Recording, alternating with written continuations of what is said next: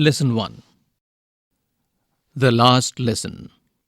About the author Alphonse Daudet, who lived between 1840 and 1897, was a French novelist and short story writer. The Last Lesson is set in the days of Franco-Prussian War, which lasted from 1870 to 1871, in which France was defeated by Prussia, led by Bismarck. Prussia then consisted of what now are the nations of Germany, Poland, and parts of Austria. In this story, the French districts of Alsace and Lorraine have passed into Prussian hands. Read the story to find out what effect this had on life at school. Notice these expressions in the text. Infer their meaning from the context. In great dread of, counted on, thumbed at the edges, in unison, a great bustle, reproach ourselves with. Now the lesson. I started for school very late that morning and was in great dread of a scolding, especially because M. Hamel had said that he would question us on participles, and I did not know the first word about them. For a moment I thought of running away and spending the day out of doors. It was so warm, so bright. The birds were chirping at the edge of the woods, and in the open field back of the sawmill the Prussian soldiers were drilling. It was all much more tempting than the rule for participles, but I had the strength to resist and hurried off to school. When I passed the town hall, there was a crowd in front of the bulletin board. For the last 2 years, all our bad news had come from there. The lost battles, the draft, the orders of the commanding officer. And I thought to myself, without stopping, what can be the matter now? Page 3. Then, as I hurried by as fast as I could go, the blacksmith Wachter, who was there with his apprentice reading the bulletin, called after me. Don't go so fast, Bub. You'll get to your school in plenty of time. I thought he was making fun of me and reached M. Hamel's little garden all out of breath.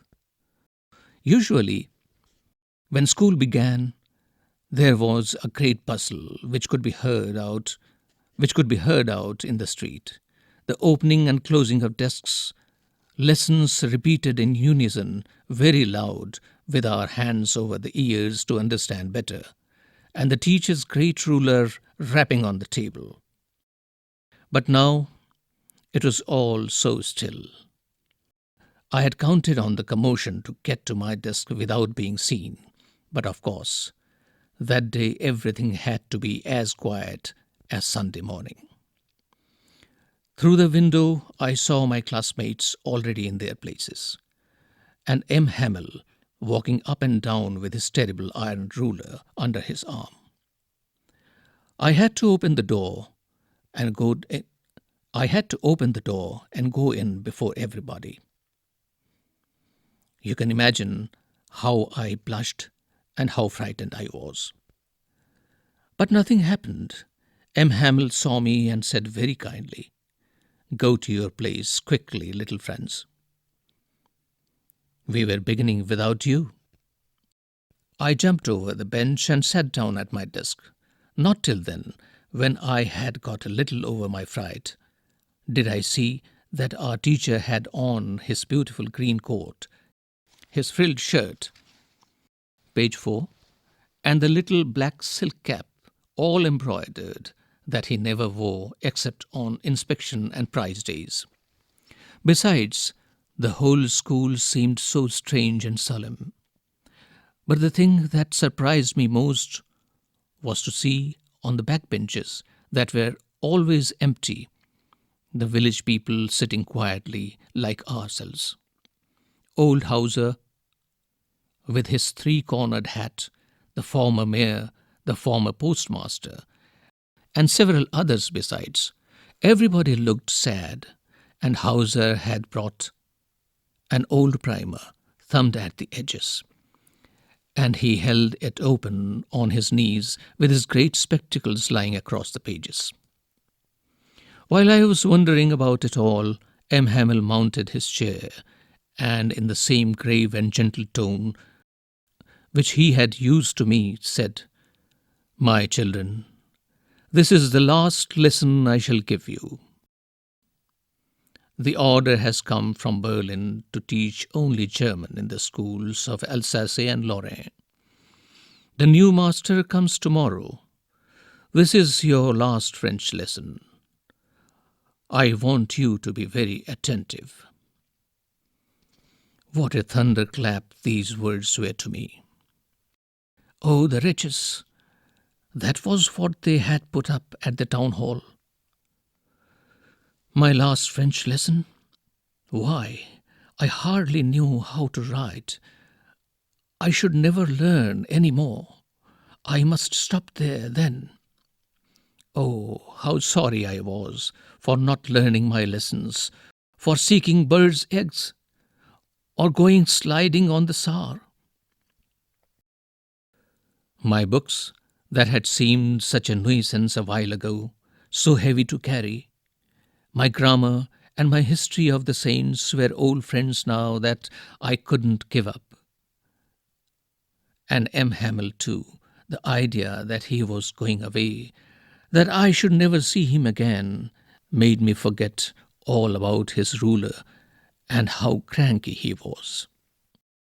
Poor man! It was in honor of this last lesson that he had put on his fine Sunday clothes, and now I understand why the old men of the village were sitting there in the back of the room. Page 5. It was because they were sorry, too, that they had not gone to school more. It was their way of thanking our master for his 40 years of faithful service and of showing their respect for the country that was theirs no more. While I was thinking of all this, I heard my name called. It was my turn to recite. What would I not have given to be able to say that dreadful rule for the participle all through, very loud and clear, and without one mistake? But I got mixed up on the first words and stood there, holding on to my desk, my heart beating and not daring to look up. I heard M. Hamel say to me, "I won't scold you, little friends. You must feel bad enough. See how it is. Every day we have said to ourselves, 'Bah, I have plenty of time. I'll learn it tomorrow.' And now you see where we have come out. Ah, that's the great trouble with Alsace. She puts off learning till tomorrow. Now those fellows out there will have the right to say to you, 'How is it you pretend to be Frenchmen, and yet you can neither speak nor write your own language?' But you are not the worst, poor little Franz. We have all a great deal to reproach ourselves with. Your parents were not anxious enough to have you learn. They preferred to put you to work on a farm or at the mills so as to have a little more money. And I have been to blame also. Have I not often sent you to water my flowers instead of learning your lessons? And when I wanted to go fishing, did I not just give you a holiday?" Then from one thing to another, M. Hamel went on to talk of the French language, saying that it was the most beautiful language on earth. Page 6. It carries a sketch map of France, along with the adjoining borders of the UK, Belgium, Germany, Switzerland, Italy, Spain, as well as Mediterranean Sea, Bay of Biscay, and the English Channel. Now page 7. The clearest, the most logical, that we must guard it among us and never forget it. Because when a people are enslaved As long as they hold fast to their language, it is as if they had the key to their prison. Then he opened a grammar and read us our lesson. I was amazed to see how well I understood it. All he said seemed so easy, so easy. I think, too, that I had never listened so carefully, and that he had never explained everything with so much patience. It seemed almost as if the poor man wanted to give us all he knew before going away, and to put it all into our heads at one stroke. Think as you read. What was Franz expected to be prepared with for school that day? Second, what did Franz notice that was unusual about the school that day? What had been put up on the bulletin board?